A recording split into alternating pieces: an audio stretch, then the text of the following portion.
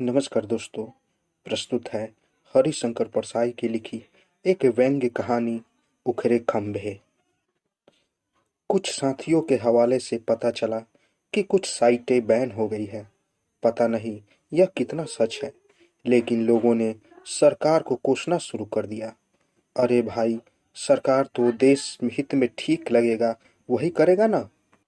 पता नहीं मेरी इस बात से आप कितना सहमत हैं, लेकिन यह है सही बात कि सरकार हमेशा देश हित के लिए सोचती है।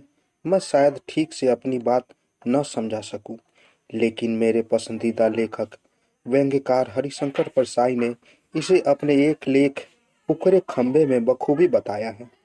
यहाँ जानकारी के लिए बता दिया जाए कि भारत के प्रथम प्रधानमंत्री स्वर्गीय जवाहरलाल नेहरू ने एक बार घोषणा की थी कि मुनाफाखोरों को बिजली के खंभों पर लटका दिया जाएगा।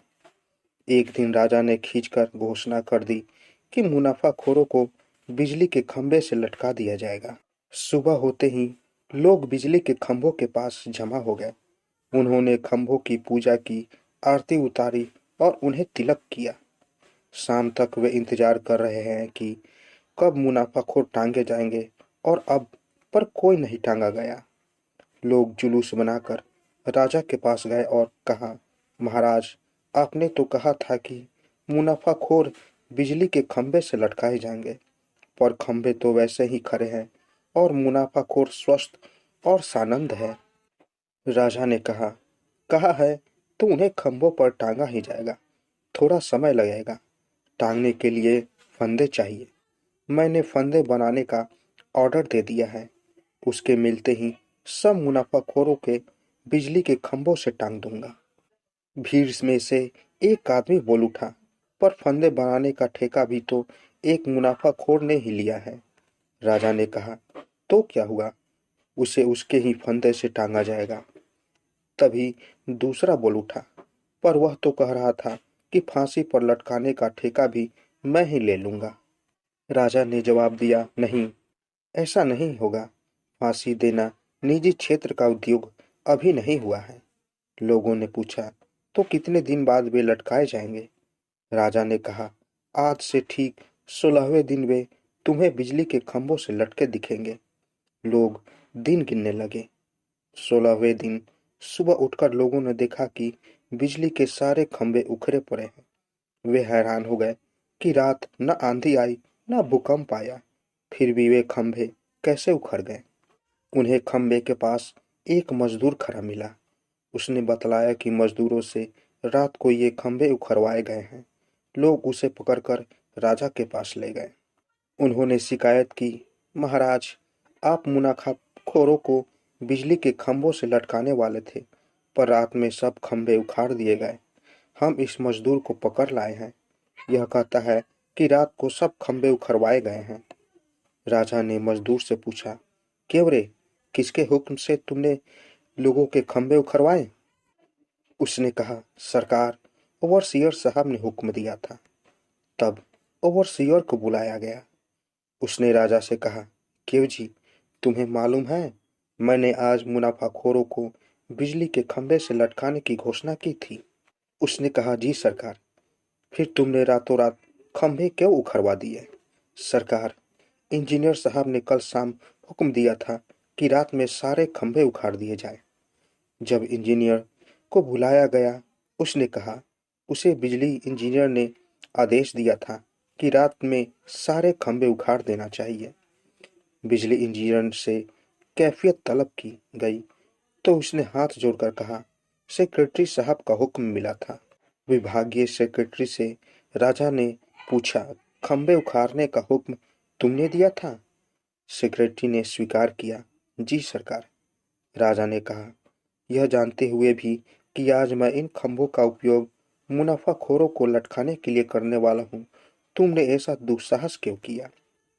सेक्रेटरी ने कहा, साहब, पूरे शहर की सुरक्षा का सवाल था।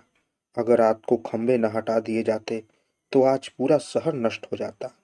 राजा ने पूछा, यह तुमने कैसे जाना? किसने बताया तुम्हें? सेक्रेटरी ने कहा, मुझे विशेषज्ञ ने सलाह दी थी कि यदि शहर को बचाना चाहते हो तो सुबह होने से पहले खंभों को उखड़वा दो। राजा ने पूछा, कौन है यह विशेषज्ञ? भरोसे का आदमी है? सेक्रेटरी ने कहा, बिल्कुल भरोसे का आदमी है सरकार। घर का आदमी है, मेरा साला होता है, मैं उसे हुजूर के सामने पेश करता हूँ। विशेषज्ञ ने निवेदन किया, सरकार, मैं विशेषज्ञ हूँ और भूमि तथा वातावरण की हलचल का विशेष अध्ययन करता हूँ। मैंने परीक्षण के द्वारा पता लगाया कि जमीन के नीचे एक भयंकर प्रवाह घूम रहा है। मुझे यह भी मालूम हुआ कि आज वह बिजली हमारे शहर के नीचे से निकलेगी। आपको मालूम नहीं हो रहा है, पर मैं जानता हूँ कि इस वक्त हमारे नीचे भयंकर बिजली प्रवाहित हो रही है। यदि हमारे बिजली के खंभे जमीन में गड़े रहते तो वह बिजली खंभों के द्वारा ऊपर आती और उसकी टक्कर अपने पावर हाउस की बिजली से होती। तब भयंकर विस्फोट होता, शहर पर हजारों बिजलियां एक साथ गिरती।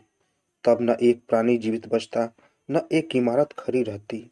मैंने तुरंत सेक्रेटरी साहब को यह बात बताई और उन्होंने ठीक समय पर उचित कदम उठाकर शहर को बचा लिया। लोग बड़ी देर तक सकते में खड़े रहे। वे मुनाफाखोरों को बिल्कुल भूल गए। वे सब उस संकट से अभिभूत थे जिनकी कल्पना उन्हें दी गई थी। जान बच जाने की अनुभूति से दबे हुए थे, चुपचाप लौट गए। उसी सप्ताह बैंक में इन नामों से ये रकमें जमा हुई। सेक्रेटरी की पत्नी के नाम पर 2 लाख रुपए, श्रीमती बिजली इंजीनियर 2 लाख, श्रीमती इंजीनियर 2 लाख, श्रीमती विशेषज्ञ 25,000, श्रीमती ओवरसियर 5,000।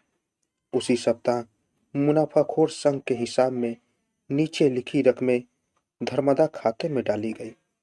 कोढ़ियों की सहायता के लिए दान 2 लाख रुपए, विधवा आश्रम को 2 लाख रुपए, क्षय रोग अस्पताल को 2 लाख रुपए, पागल खाने को 25,000 और अनाथालय को 5,000।